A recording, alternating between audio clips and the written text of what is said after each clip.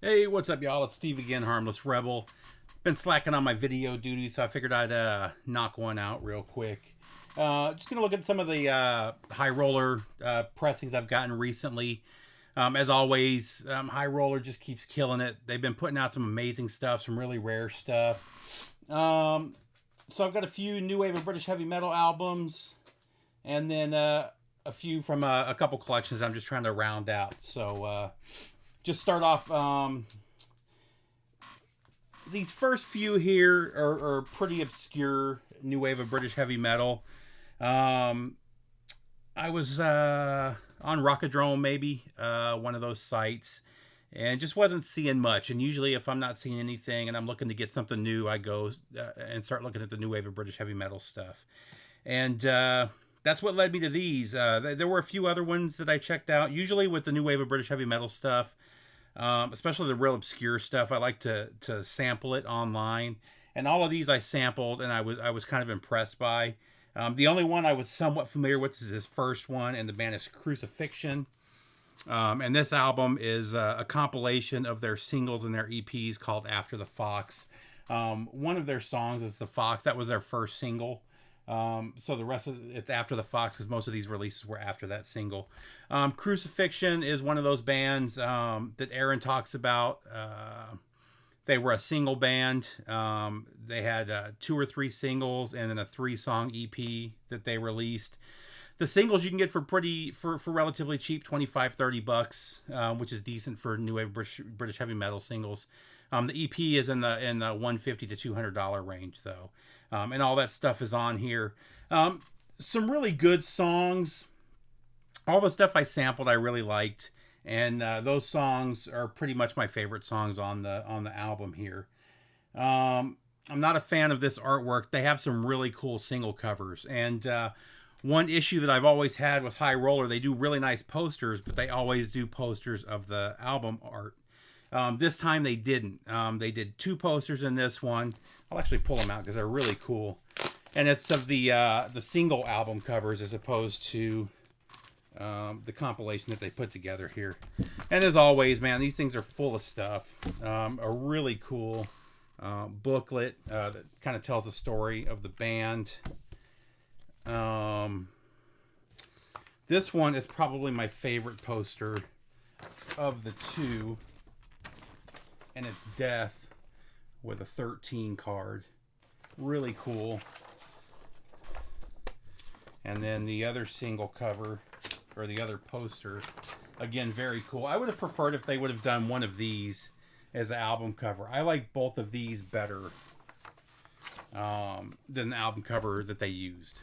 So, very cool though. Sounds amazing.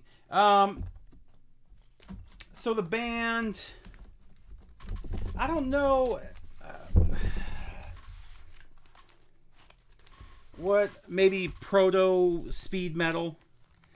But I mean, that doesn't really sound right either because this stuff was 82 to 86, I believe. I could be off by a year or two. But there were already speed metal bands around at that point.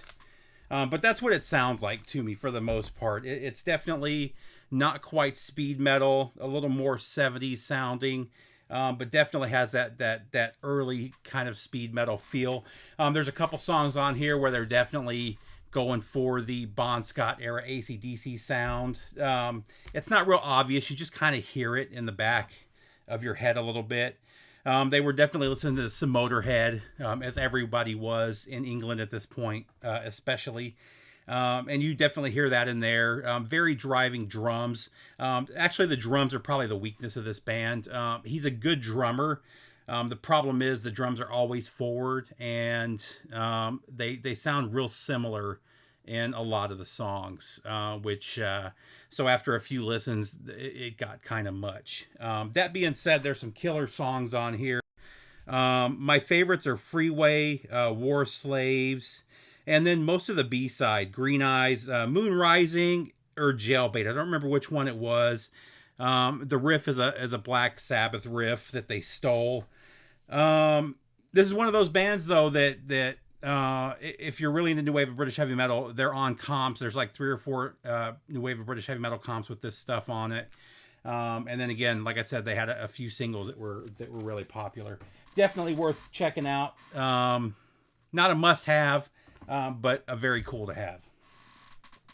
This next one, I really dug. I saw a lot of reviews online where they call it a bar band, a second-rate band. Maybe. It's still really good. I really enjoyed this one.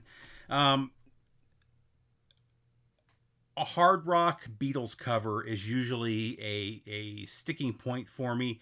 I was actually familiar with their cover of Eleanor Rigby, though. And that was kind of their claim to fame and what got them signed to... I don't remember if it says Warner Music here. I thought it was EMI. But they were on a major label for this one album. I've always loved the artwork and always hated the name, Ethel the Frog. I guess it's a Monty Python flying circus, or it goes back to one of the Monty Python movies maybe, but it's a Monty Python reference, which I love Monty Python. This is really good though. I really dug this. Is it top notch, top 20 new wave of British heavy metal? No. Eleanor Rigby is a killer cover. I really do like it. Fight Back, Don't Do It. Was it Bleeding Heart, Firebird? I mean, there's some really good songs on here. I really enjoyed this one. And this is actually the one I kind of expected to like the least. Really enjoyed it though. Again, if you're a new wave of British heavy metal guy, that's definitely one worth checking out.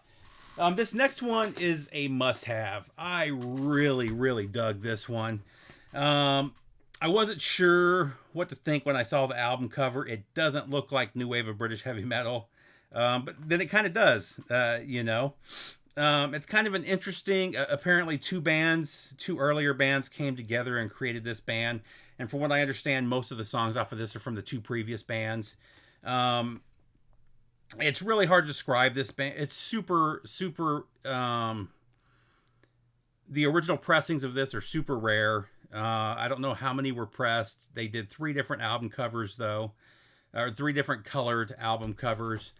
And none have ever sold on Discogs. And when I checked on PopPsych for eBay sales, they've all sold for over $1,500. So this is definitely one of those really sought after albums. It's not new wave of traditional metal in the traditional sense, I guess. But this is Bloodshot Eyes. Man, it's such an interesting album. Some of it's overdriven 50s rock sounding, which kind of gives it a 70s hard rock feel. A little bit bluesy, but he doesn't have the really bluesy licks, but just enough that it's interesting. There's one song that's a straight up Jimi Hendrix tribute. There's another song, and actually the song that I sampled that kind of blew me away. I believe it's Burning Up For You, but don't quote me on that. It's got a Texas boogie feel, like a little bit of ZZ Top in there. There's a little bit of like, again, an overdriven like R&B. I mean, it's a really eclectic album. A lot of different sounds. I really enjoyed it though. This one got a few spins. It's going to get a few more. And this is one that if you want something a little bit different, not just your straight up new wave of British heavy metal, definitely worth checking this one out. I don't know that High Roller pressed a whole lot of these, but I really enjoyed it. Next up, just adding to the trying to round out my Manila Road collection. There's still a few more I need, but the first one is Mystification. Honestly, this is probably my least favorite of the Manila Road albums. This is one that I had never heard before. Towards the end of the album, Dragon Star, The Asylum, there was one other. There were a few songs I really liked, but as a whole, I thought the album was just okay. Definitely not my favorite. I don't know that this is one that I'll be going back to. When I'm in the Manila Road mood, this will definitely not be the one that meets that need. But there are a couple of killer songs on here. And then next up, one that I absolutely love. This is one I was familiar with. I'm kind of torn whether I like the new album cover. The new album cover and the old album cover, it's the same. It's just the artwork was updated. Basically, somebody else did it in more modern art, I guess, is a way to say it. One of the heavier Manila Road. This may be the heaviest Manila Road album. I haven't heard all of their albums, though. There's still a few I've never heard, but Out of the Abyss, just a fantastic album. Definitely worth checking out. Man, these guys are so missed. Such an amazing band. And Mark Shelton was just a cool guy. And then last but not least, I thought I had this. It was one of those things where I listened to the second album and I wanted to check this one out. I hadn't spun it in a long time. I didn't have it. I only had it on CD. So Rising from the Sea from Exhumer. So added this one to the collection. Again, High Roller just killing it.